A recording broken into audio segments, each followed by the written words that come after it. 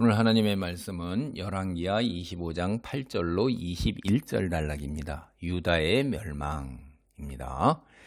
여호와께서 모세 인도로 애굽 땅에서 종살이하던 이스라엘을 가나안 땅으로 인도하여 드린 후에 국가로 세워주셨어요.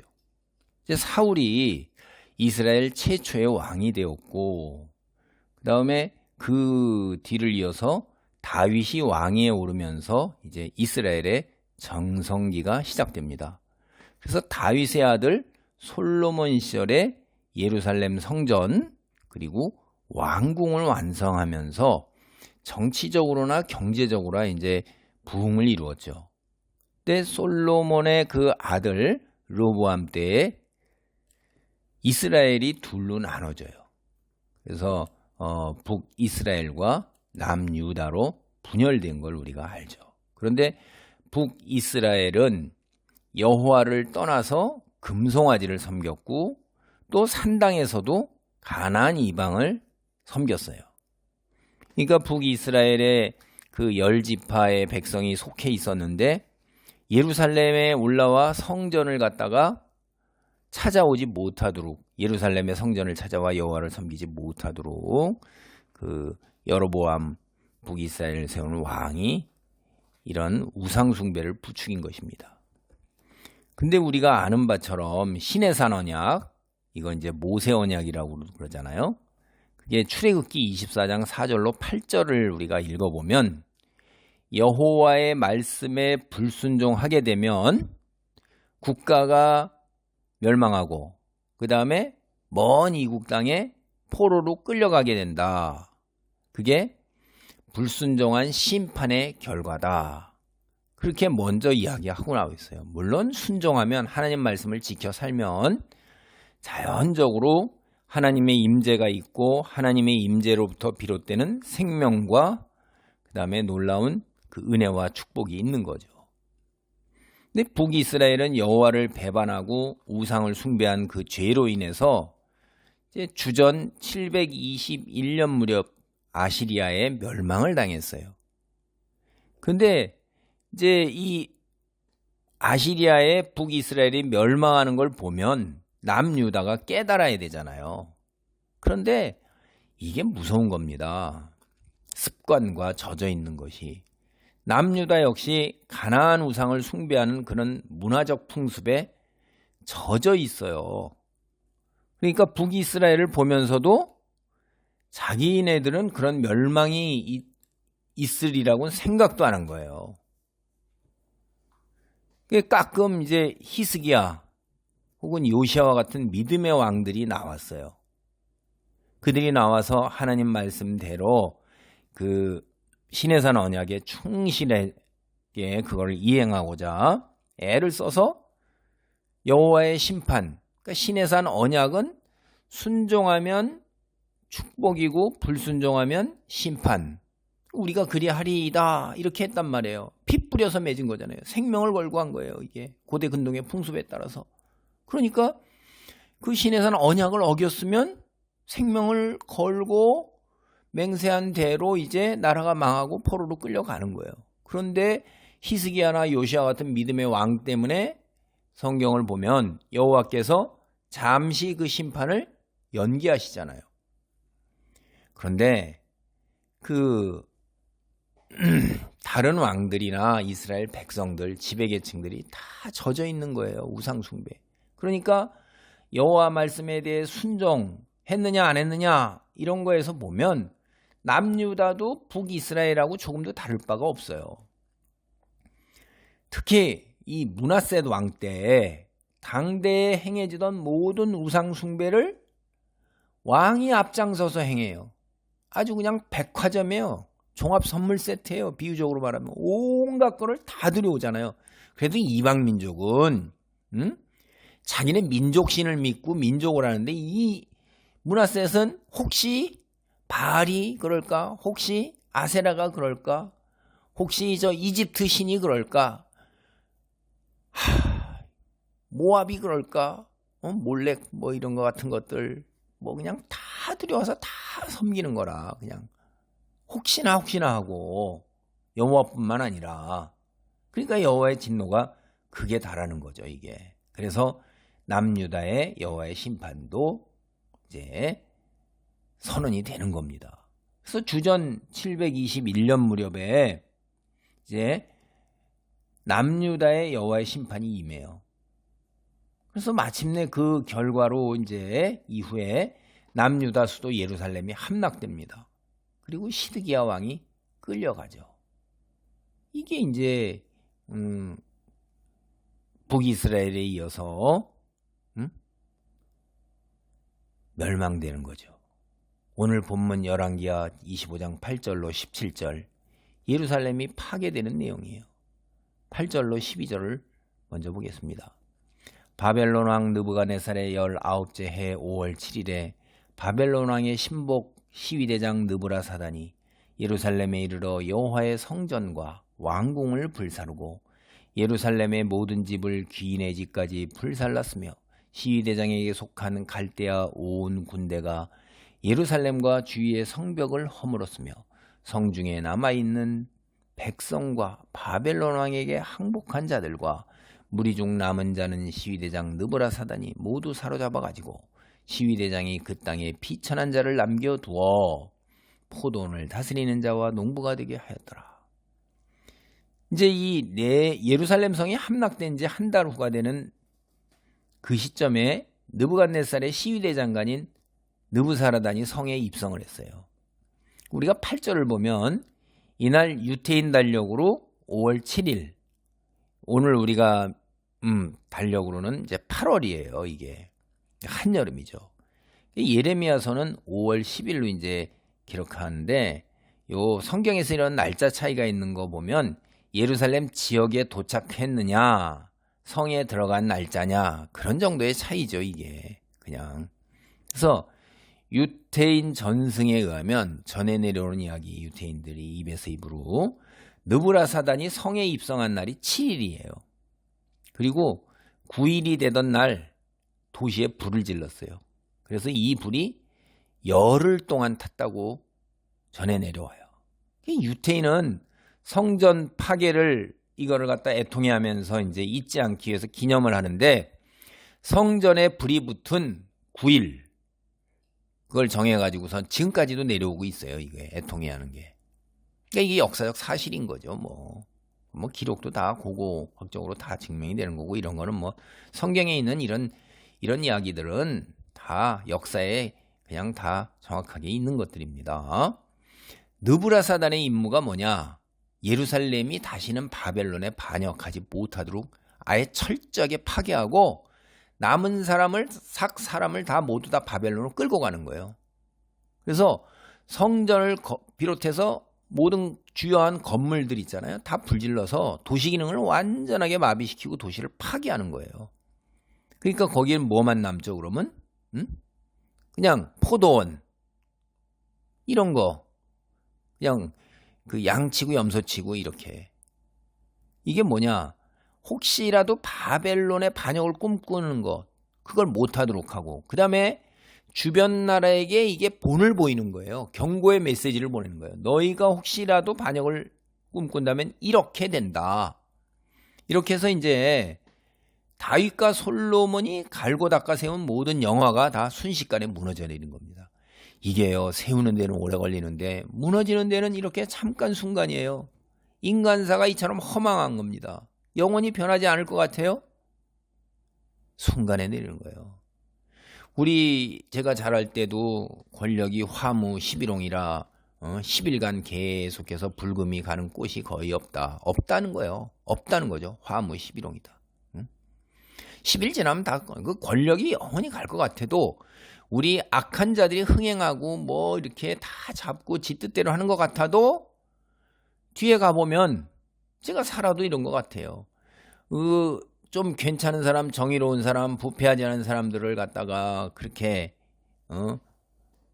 몰아붙여서 허망하게 만들어 놓은 사람들, 권력 잡은 사람들이 괜찮이 갈 것 같아도 좀 지나면 그들 역시 악인에 의해서 무너져 내리고 그 죄값을 치르는 것을 보았어요. 제가 보아오고 있고요. 앞으로도 지금도 그럴 거라고 저는 믿습니다. 그럴 거예요. 여러분 보세요. 절대로 심은 대로 거두는 거지. 하나님께서 세상의 주인이시고 다스리는 왕이신데 질서가 심은 대로 거두는 거예요. 자기가 눈물에 씨앗을 뿌리면 눈물로 뿌린 씨앗이 그것이 나중에 그 애통이 다 뭐예요? 기쁨으로 돌아오는 거예요. 근데 지금 남을 갈취하고 폭력으로 사기로 힘으로 빼앗고 자기 걸 쌓으면 폭력과 사기와 그 강탈 그게 자기한테 부메랑이 돼서 다 도로 돌아옵니다. 자기 목을 조여요. 성경 그렇게 얘기하고 세상 이치가 다 그렇잖아요. 호박 심었는데 호박 나지, 호박 심었는데 참외가 나고 콩 심었는데 콩이 나지 갑자기 콩이 아닌 뭐 보리가 나겠습니까? 그러니까 우리 믿는 사람들은 주변의 현실의 상황에 눈을 돌리지 말고 하나님 말씀을 기준으로 해서 여기서 버티고 견뎌 나가야 되는 거예요. 우리 예수님 오신 이후로 예수님도 그랬고 버티고 나갔던 거지 무슨 힘을 통해서 세상을 뒤집어 엎고 이 땅에 하나님 나라를 이루려고 그러지 않았어요. 하나님 나라는 하나님이 이루어 가셔요. 하나님이 정한 때에 하나님의 방법으로 하나님께서 하시는 일이에요. 인간인 내가 거기서 뭐예요? 하나님의 말씀에 순종하는 하나님 백성으로 살아가는 우리는 부르심을 받았고 초청을 받았고 소명을 받은 거지 자꾸 내가 그 뭔 일을 이루어내려고 들지 마세요. 하나님 말씀이라도 정확하게 알려고 애를 써야 돼요. 기도하면서 내가 이 땅에서 하나님의 백성으로 살아가는 그 삶, 내게 주어진 그 삶의 현장에서 그거를 해야 되는 거예요. 제가 삶에 있는 현장에서 우리들이 그리스도인으로서 바로 서는 소돔과 고모라에 10사람만 있어도 소돔과 고모라가 안 멸망했어요. 우리나라가 오늘 저는 10사람은 뭐예요? 3사람만 있었어도 우리의 그 제가 정치적인 분수령이 되는 그런 허망한 일들이 일어나지 않았을 거라는 거죠. 3사람만 있어도. 아니 그렇게 교인들이 많다고 뭐 그렇게 떠드는데 그게 다 정치인들도 있고 기업인도 있고 직장인도 있고 공무원도 있잖아요. 그런데 결정적인 순간에는 뭘 가요? 그래도 자기가 하나님 말씀을 따르는 삶을 가야 되는 거잖아요.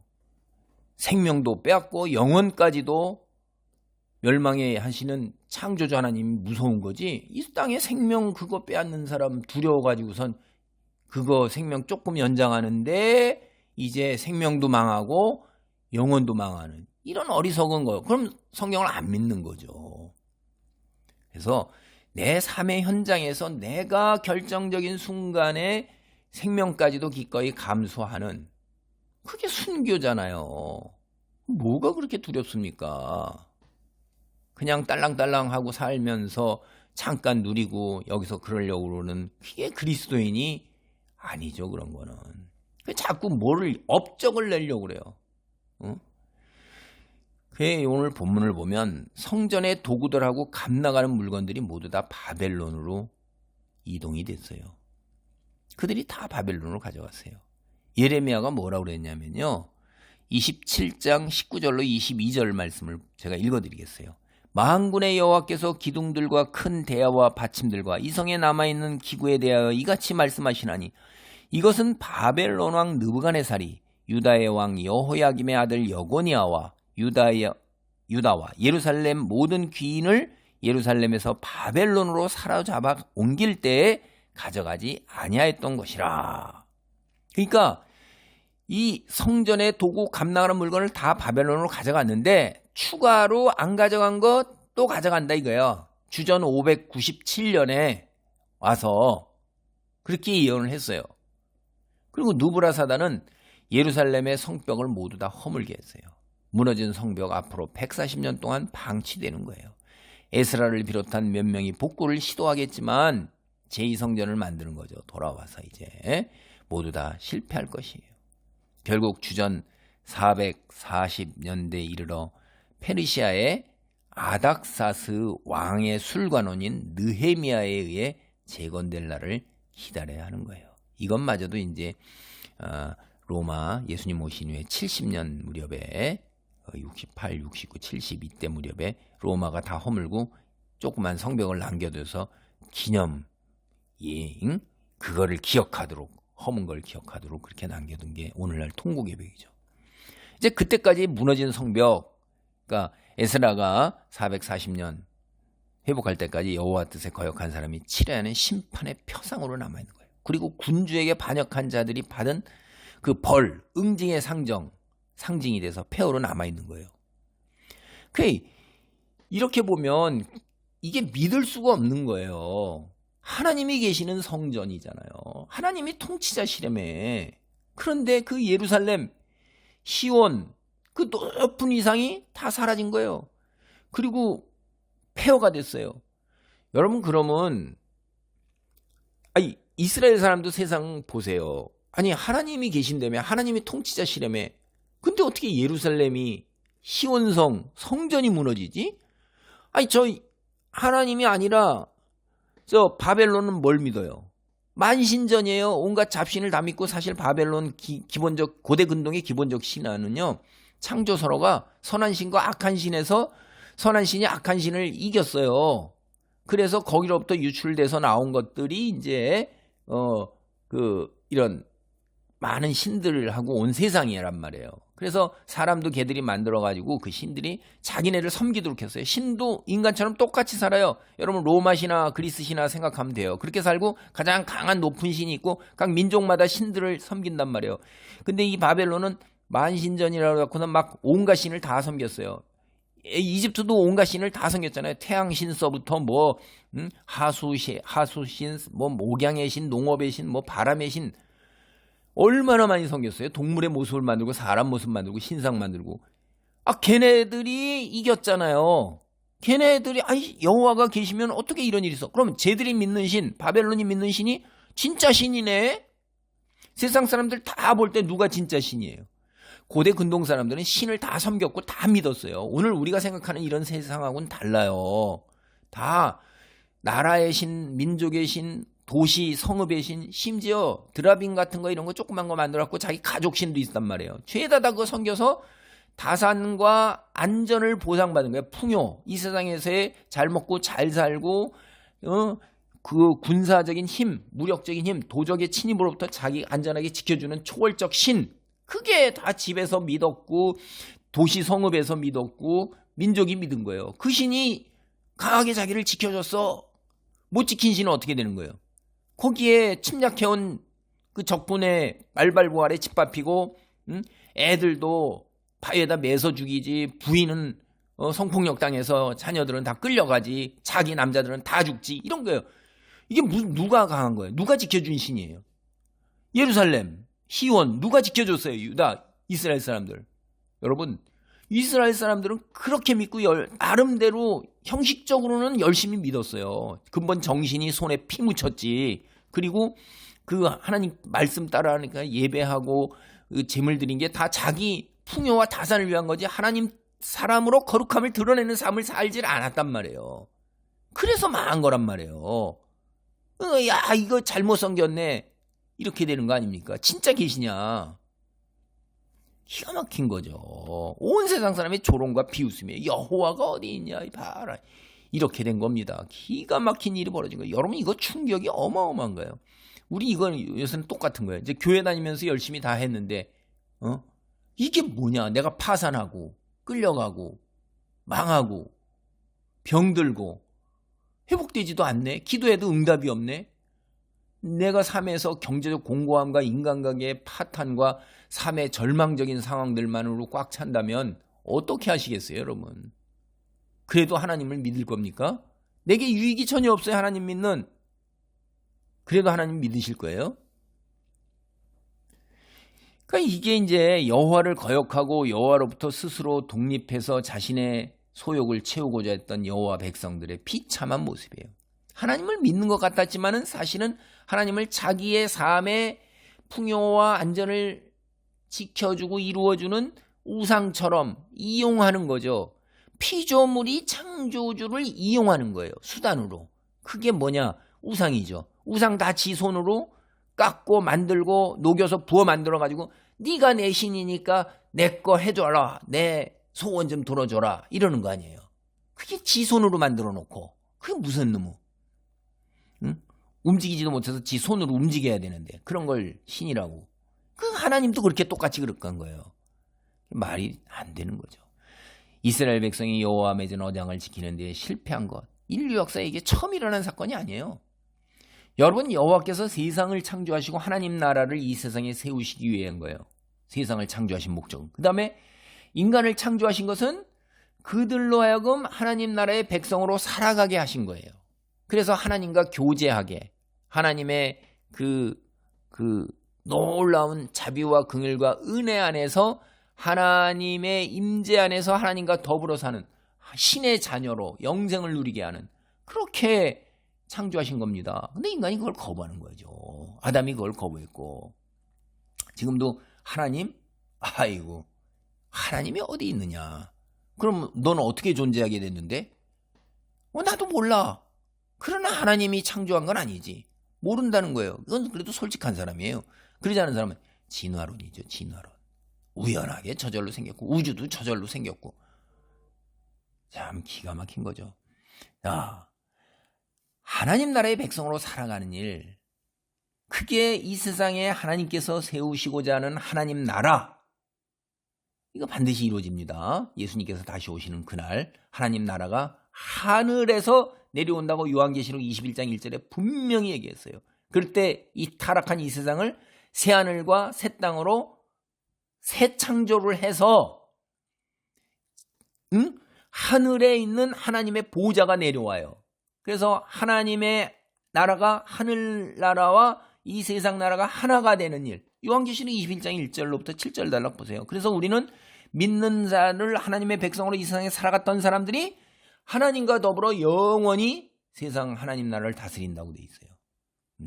여러분, 그게 성경이 하는 얘기예요. 아담에게 생육하고 번성하고 충만하고 땅을 청복하라고 창세기 1장 26절로 28절.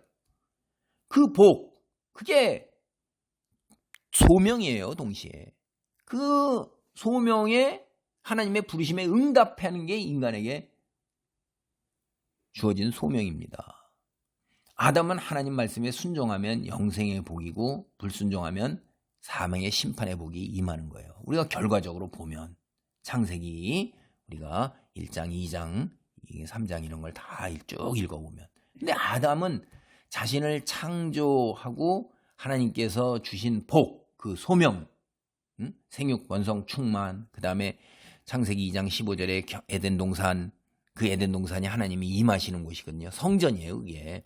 그 하나님의 임재가 가능하도록 그것을 경작하고 거기서 예배드리는 거예요. 그리고 거룩함을 지켜내야 되는 거예요. 자기도 그렇고 지키라 그랬잖아요. 그 소명을 감당 못한 거예요. 스스로 하나님이 되기 위해서 사탄의 유혹에 넘어가서. 피조물이 어떻게 스스로 하나님이 됩니까? 우리는 질서의 중심이 될 수가 없어요. 우리가 노력하는 것조차도 우리가 열매를 거두는 걸 우리는 보장도 못한단 말이에요. 피조물이기 때문에 능력이 없는 거예요. 우리는 하나님께서, 주인이신 하나님께서 보장을 해주시는 거예요. 그래서 여호와께서 아담이 실패한 소망을 노아에게 주셨는데 노아도 실패했고, 노아의 후손인 아브라함에게 주셨는데 아브라함도 실패했잖아요. 그 아브라함의 후손인 이스라엘 백성이 출애굽 시작부터 여호와를 거역했잖아요. 모세가 40일 동안 하나님의 말씀을 받기 위해서 올라갔는데 금송아지 만들었어요. 그게 이 금송아지 만든 걸 이스라엘이 처음 시작된 북이스라엘 처음부터 금송아지 만들잖아요.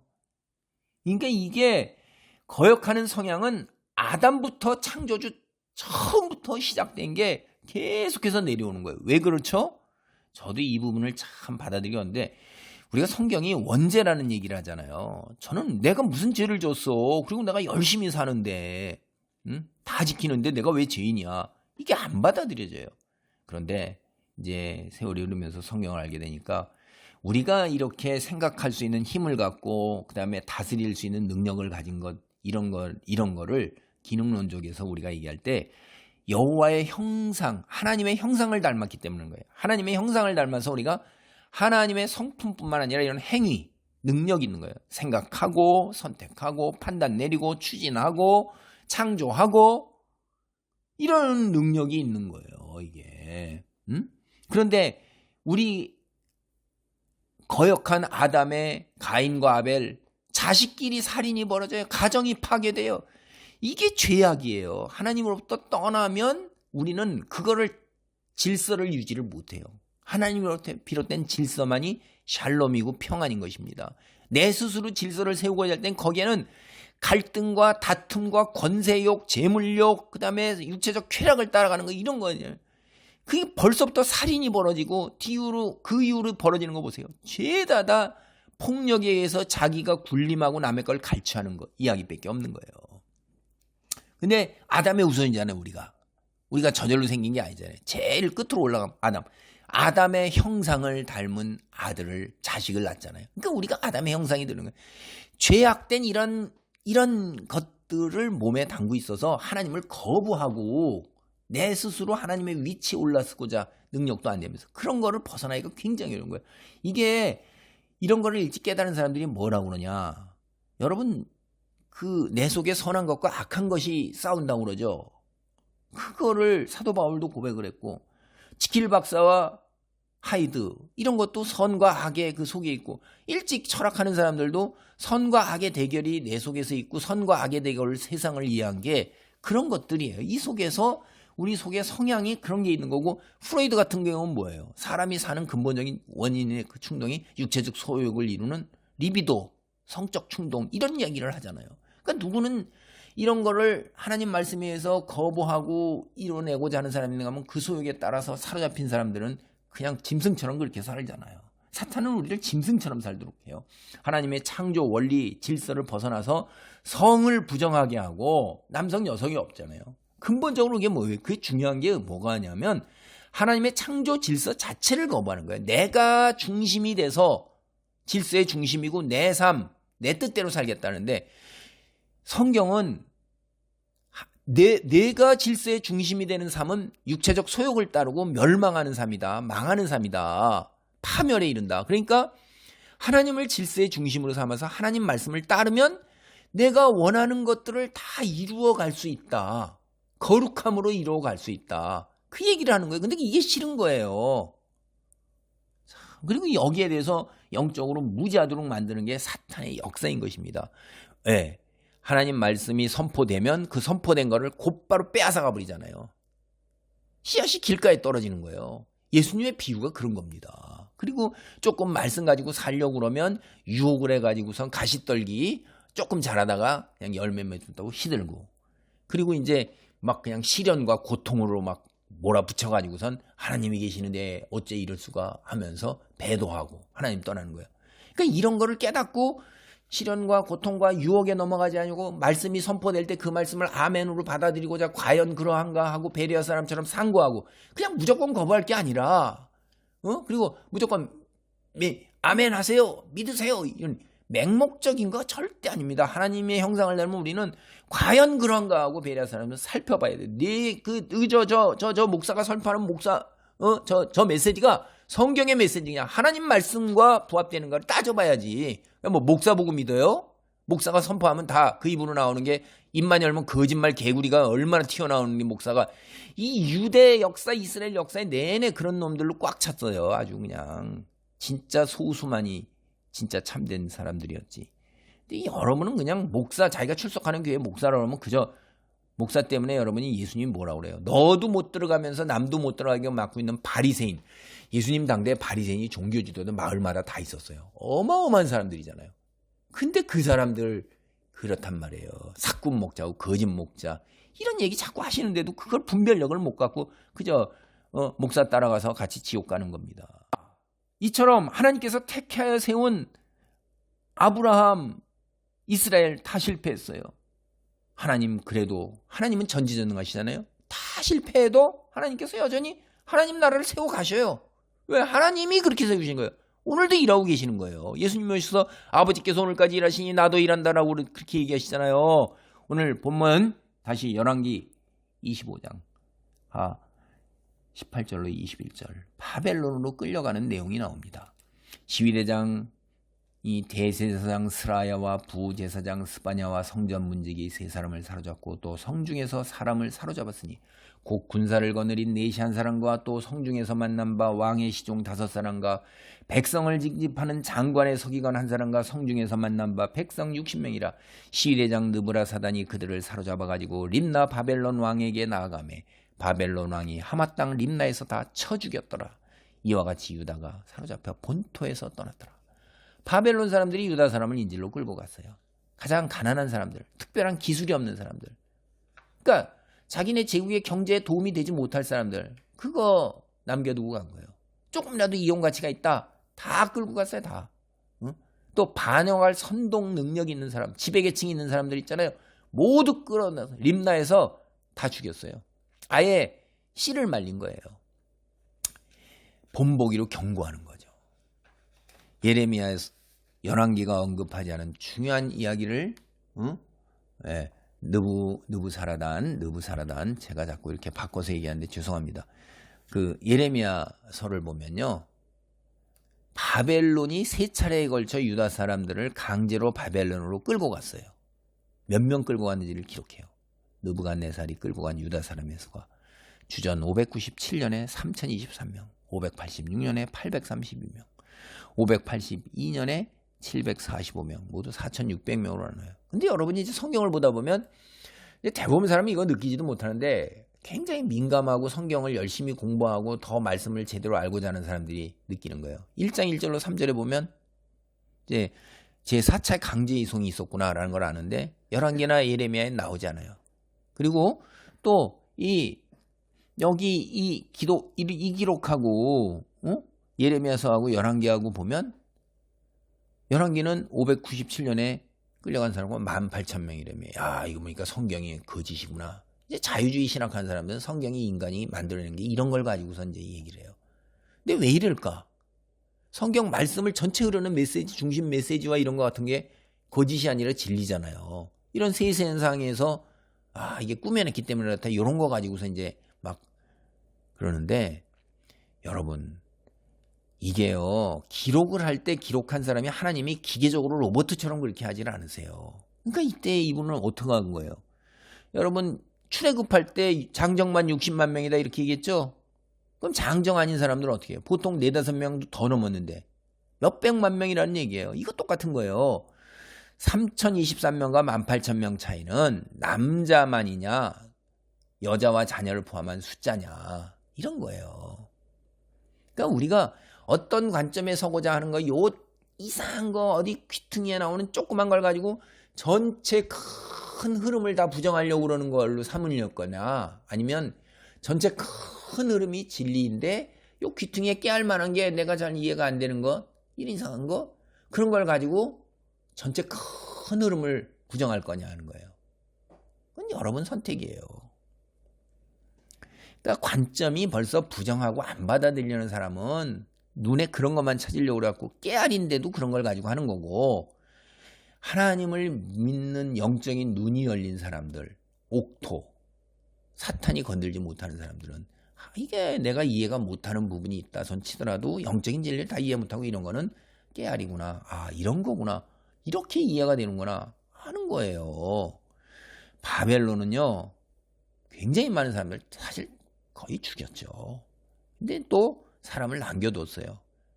또 살려둔 사람은 번영이 되는 사람들, 기술자들, 이용해 먹을 수 있는 사람, 경제적 가치가 있는 사람 끌고 가고 그리고 이제 아예 반역도 못 끊고 그저 맹종하는 사람들, 비천한 자라고 나왔죠. 가난한 사람들이고 기술이 없는 사람들 가서 포도 양치고 포도 재배하고 이렇게 살라고 내버려 둔 겁니다. 이제 주전 605년하고 597년에 능력 있는 사람을 거의 다 잡아가서요. 586년 마지막에 쓰러지잖아요. 그때 이게 완전히 망한 거거든요. 이게 남유다가 그때는 잡아간 사람이 거의 많지 않은 거예요. 이미 다 잡았기 때문에 혹한혹 빠뜨린 사람을 데려간 거예요. 오늘 말씀을 정리합니다. 당대를 살았던 이스라엘 사람들에 대한 여호와의 심판에 관해 그 주변 사람들이 무언 관심이 있겠어요. 그건 뭐 흔한 일 중에 하나죠. 이게 역사에서 뭐 침략해서. 그러니까 노아 홍수 당시에도 그래요. 여호와 심판 세상 사람들이 아주 무시하고 조롱했죠. 노아 집안만이 그런 거예요. 온 세상 천하에서. 이게 얼마나 소수라고 생각하세요, 여러분? 살아남은 사람이. 여호와의 심판이 막바지까지 연기되고 또 여호와께서 참고 참는 것.